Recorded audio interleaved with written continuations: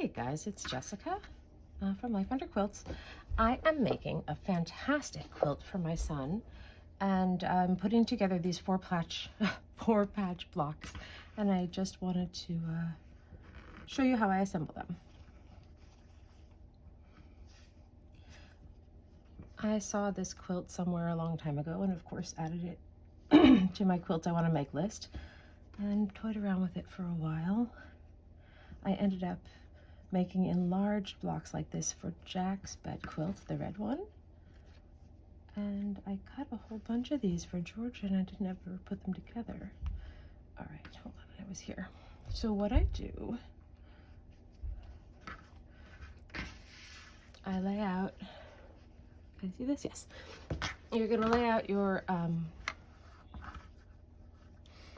your four patch here, and I used a stripe on the light fabric, so I do try to make sure that my lines are going together. And I pressed all of these towards the light side. Okay, that sounds strange, but this is what happened. What I'm going to do now is just fold over everything on top of itself, or on top of its partner, and pin them up like this. When I get to here, all right, you see I've got all this bulk. I'm going to fold this over. All right, make sure my corners are aligned over here, so that matches. And I can feel the seams, more or less. I'm gonna put my pin in so it goes through both of those seam allowances, holding them opposite. But I'm not gonna worry about that fold, okay? At all at this point.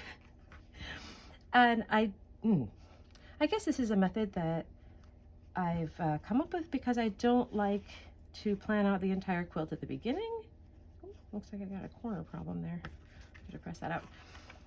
Yeah, and so I just like to take the fabric and sew it together and then maybe trim down if I need to. But what I found doing it this way is that I'm going to put this four patch together is in a chain. I'll do the same over here. It's all folded. Just gonna go like that. I rub so I can feel that the two seam allowances are next to each other. Hiya, hiya. And I line that up as best I can.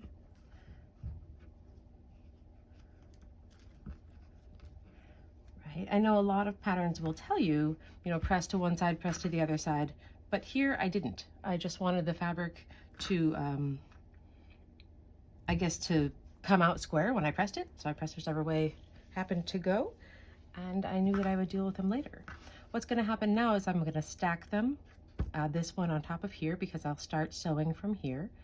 All right, and when I take it to the machine, I'm gonna stitch this one, stop, load this one up, right, ready to go, and continue stitching the second one.